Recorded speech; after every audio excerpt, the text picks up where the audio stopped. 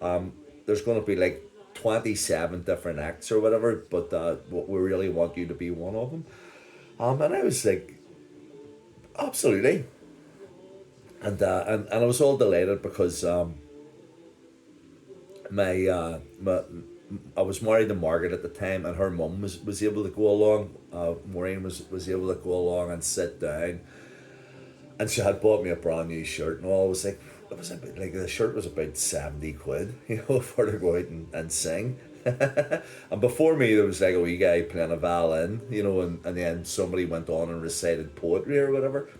But then I went on anyway with my shirt and stuff, and sang. I sang two songs actually because George says you're getting 9 minutes or whatever, so make the most of it.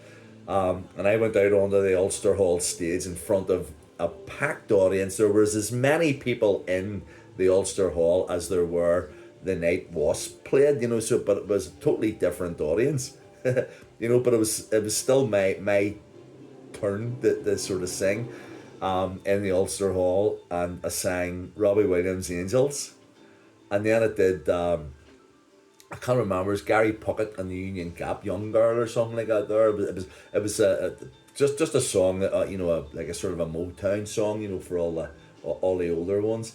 And I went down a storm, and this is being broadcast live, by the way, And then I got the chance then to go back on again afterwards because Johnny Hero was there along with Shimmy.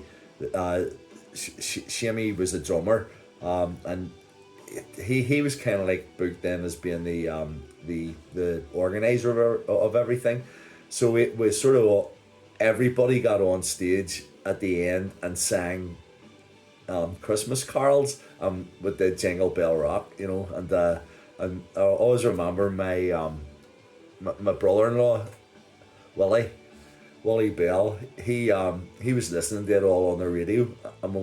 When I was doing my own thing, obviously you heard me, but whenever we were doing Jingle Bell Rock, he said, "All I heard was you," over the top of everything.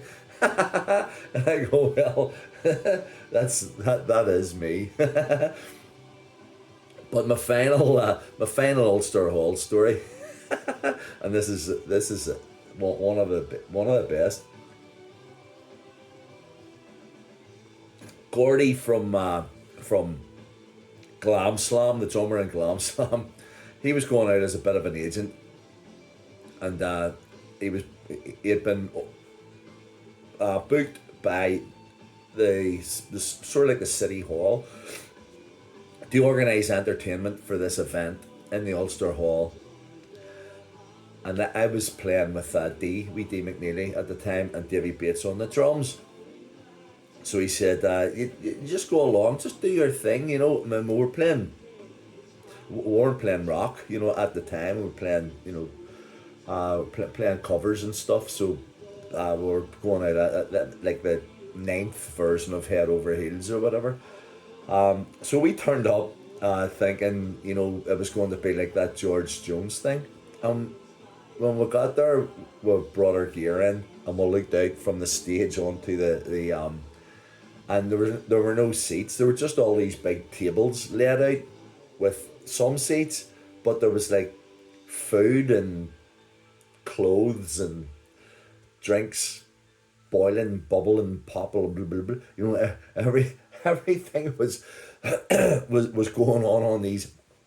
So it turned out that it was like this multicultural thing that was going on, that was going to bring the Indian, Pakistani, Muslim, white, Christian, everybody together under the auspice of everybody together sort of thing, and everybody was going to taste their own, everybody's, food, and you know, and then we were going to go on and do the entertainment. So I said, well, even though we were playing, like lighter material, you know, there was the Sharmas down there, and there was the sort of Bengalis here, and there was like these people with uh, all different forms of cultural divergence. But I knew that none of them would appreciate the music that we were going to do. Even if it was watered down from the rock music that we were used to playing. So I always remember sound checking, and can't remember Davy the sound man. Uh, he said, right, go and do a sound right, Davy, hit your snare, and he went, and all these people dropped to their knees and crawled under the tables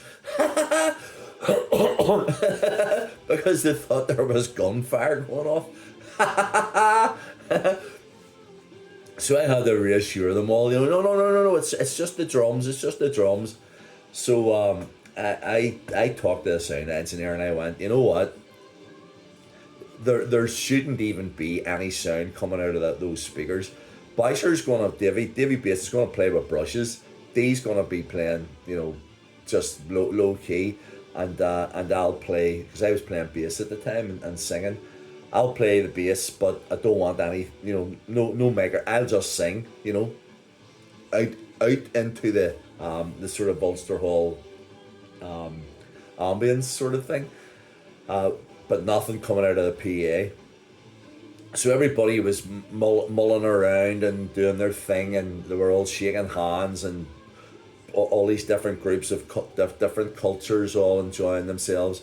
And then we got up and started to play our music. And thank God, that we didn't put it through the PA system or whatever, and we just sort of basically, because they still thought it was, like too loud, even though Davey was playing with brushes and I was singing, without a microphone. So I'd always sort of be really happy and pleased that I was able to sing a cappella, in the Ulster Hall with no, no microphone but the best was to come, because I can't remember the name of the wee Lord Mayor that we had at the time, but he's, if anybody knows a comedian, sort of one of the 70s Belfast comedians called James Young or Jimmy, and Jimmy Young had this character. He used to dress up and he used to be Orange Lil, and all these different people that that we as Belfastians would recognise. But one of the characters was like this union guy, and he had a wee cap on, the wee glasses and whatever.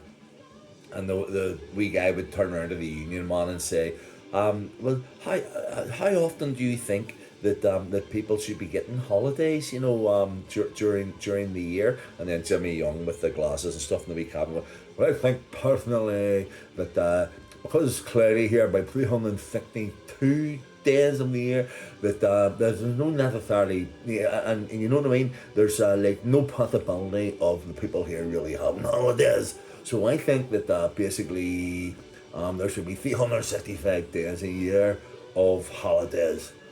And my mom would say, well, but that means that there's no day of the year for anybody really working.